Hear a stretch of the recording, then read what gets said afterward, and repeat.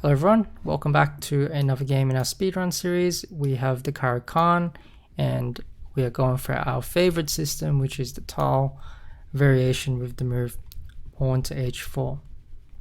Pawn to h5. Now, there's a couple of different variations I normally recommend. So when you're first starting out, I always like to recommend this bishop to g5 variation because people don't usually know what to do against it.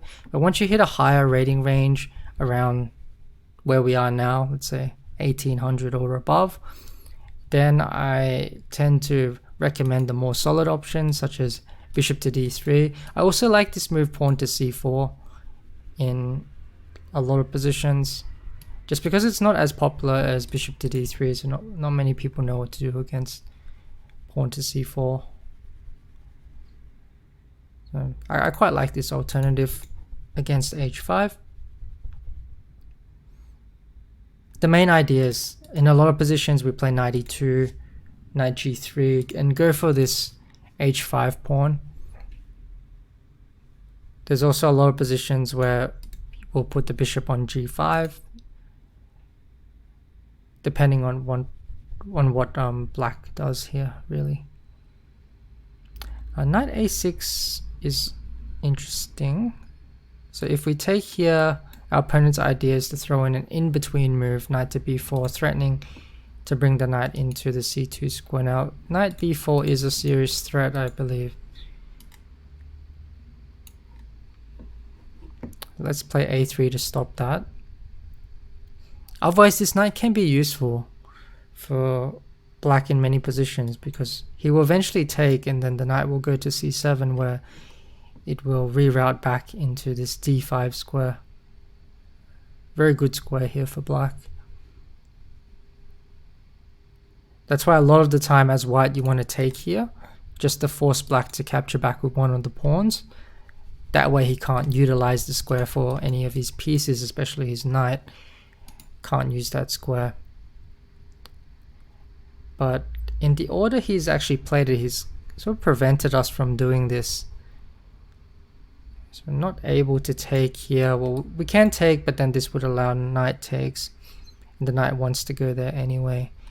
So we have a couple of options. We can go bishop to g5 right away. We can start out with knight to f3. Or we can go for this plan of knight to g3, which I quite like as well.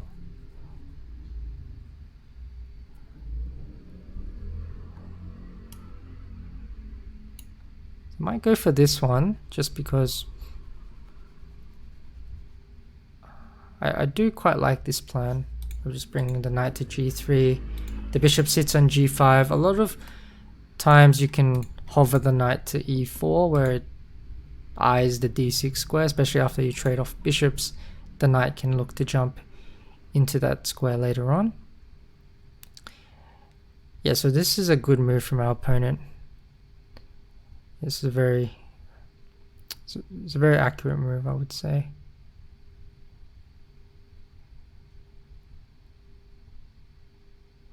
Because if we play knight to g3 now, he might play either bishop g4, bishop g6, maybe bishop g6. And this pawn will be hanging. So I don't want to lose that. Maybe I go knight to f4. Bishop takes. I have some ideas of knight takes h5 or even g3. I also am... Hey, maybe I'm threatening to take on d5 because, like I said, I want to end up with black having a pawn on d5 at some point. So if I take it now, since I have a knight backing it up, this might be a good opportunity to take.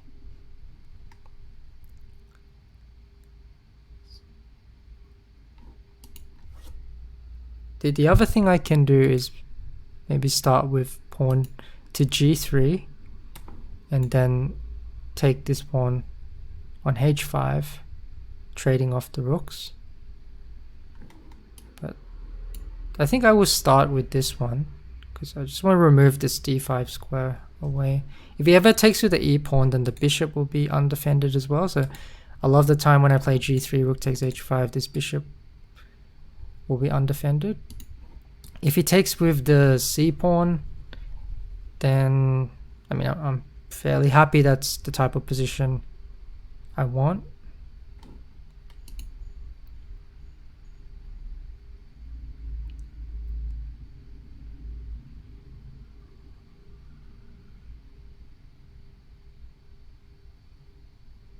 If it takes with the knight, I would trade off the knights. So that would more or less force the same position.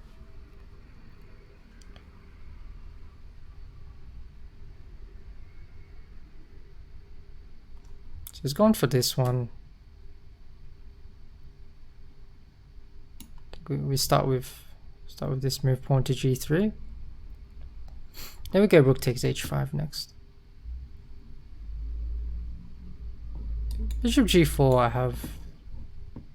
have bishop to e2.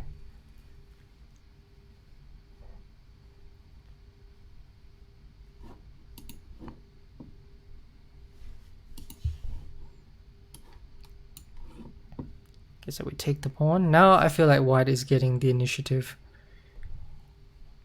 because once the rooks get traded off, it should be favorable for us. Knight goes to h6. Then I might just play bishop e2 just to prevent bishop g4 ideas.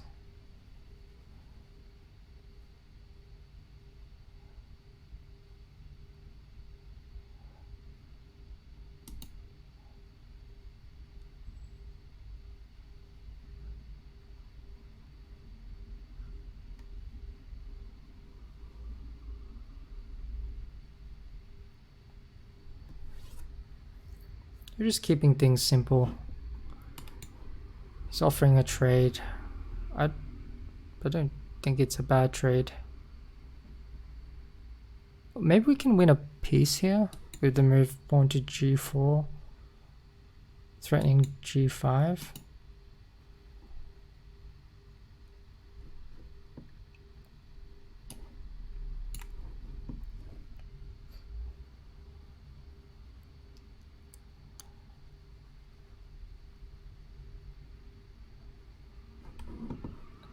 Let's just play bishop f4, develop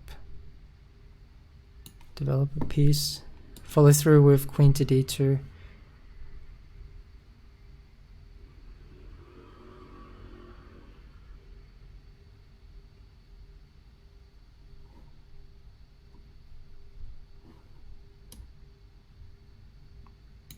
Yeah, this looks winning for white.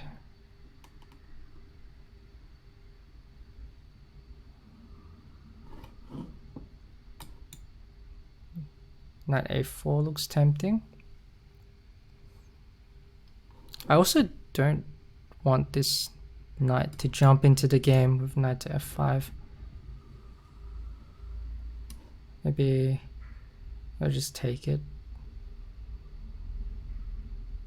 I don't really want to give up my bishop either.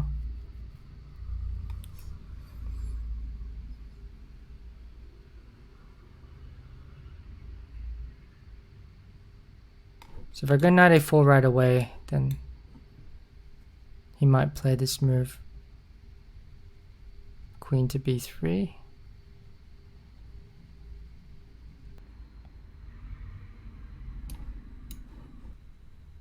We just take castle, and then double rooks here on the h file. That should be good.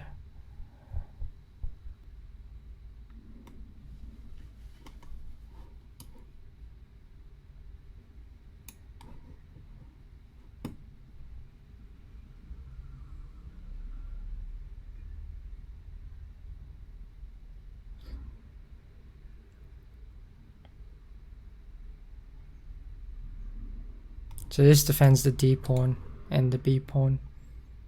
So now I can take the h6 pawn next.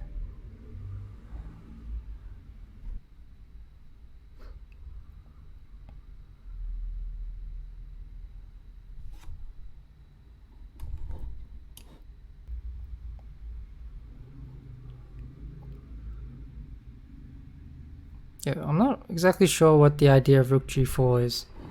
Yeah, can I just take it and take on h6?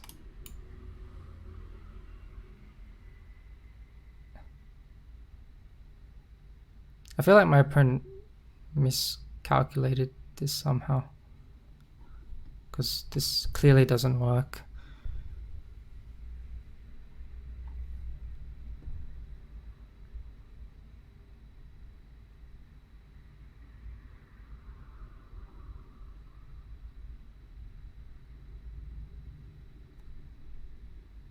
Okay, I think just trade rooks is the easiest one.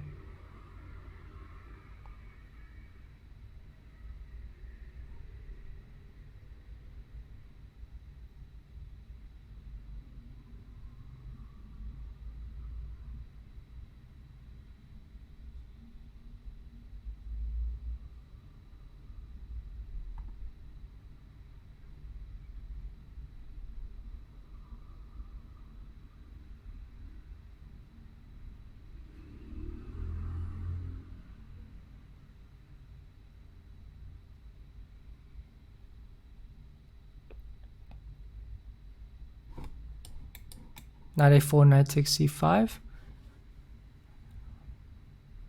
Looks like a good continue. Actually, I have knight takes d5 as well. And knight takes d5 looks even better because of the pin. So don't forget about the pin here. The rook can't capture the knight here.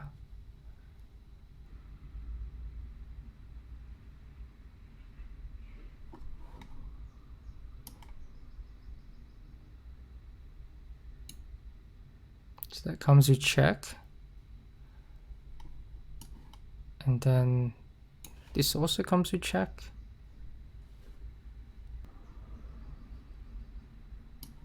And I think I just take here.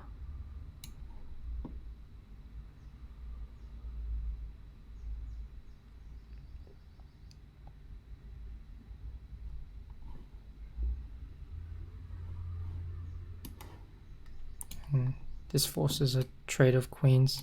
It's the easiest way to continue.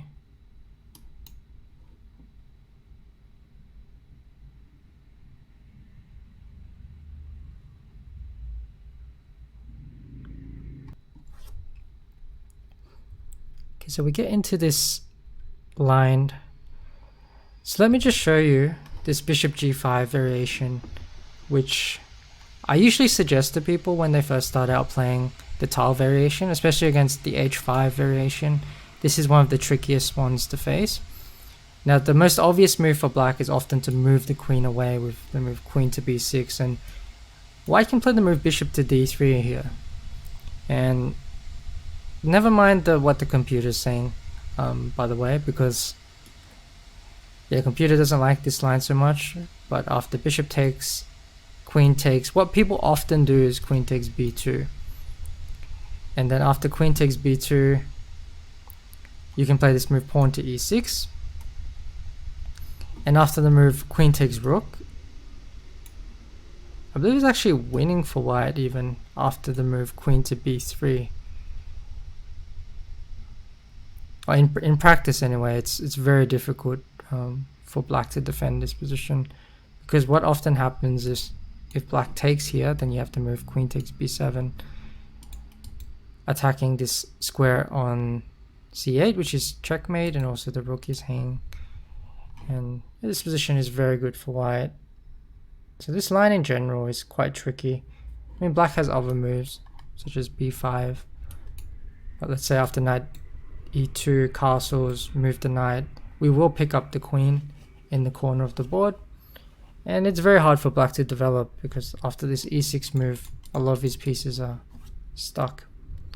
I feel like practically it's hard to play from the black side, but there is one line which is quite annoying to face, and that's to move queen takes d4. I think this is the most accurate line, and eventually once your opponents start playing queen takes d4 consistently, then you probably have to switch lines to a different one.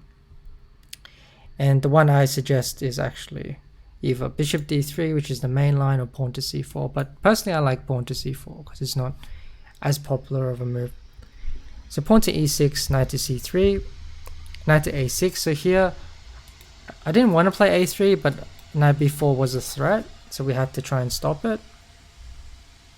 Now once the knight moves, I was happy to play knight to e2 here. You can also play the move knight to f3. I think this is also perfectly fine.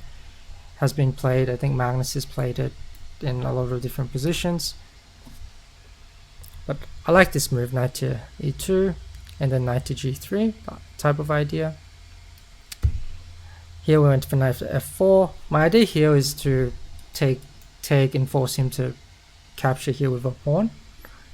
But the computer is suggesting other moves such as queen to b3 as well. This is interesting as well, but not what I was going for in the game. But yeah, this also looks fine for white to play g3. Takes. I think this was a mistake. I mean, black should go for something along the lines of this.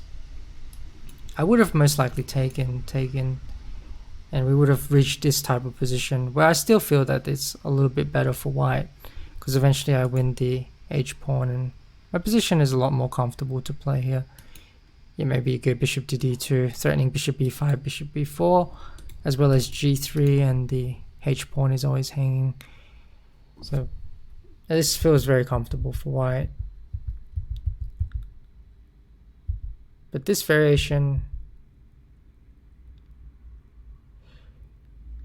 yeah, so apparently we missed the move pawn to g4 here. So after the move bishop takes g4, rook takes h6. So I only looked at queen takes g4, knight takes, and then rook takes rook. But then I thought bishop f8 would stop that. But yeah, I didn't see this idea of rook takes h6.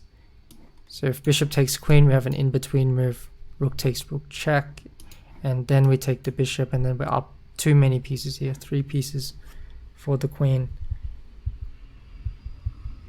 And if the bishop moves back, then do we play g5? No, we just play a waiting move. So we just play bishop e2 or knight here. The whole point is that the bishop is not on f5, so it actually stops black's development. The queen is stuck now. So that would have been good, but we played bishop e2.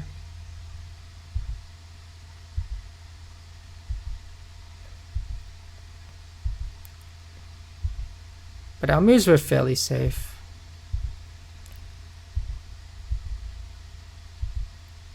And yeah, eventually we go for rook takes h6, although this is apparently a mistake. We shouldn't allow the move pawn to c5.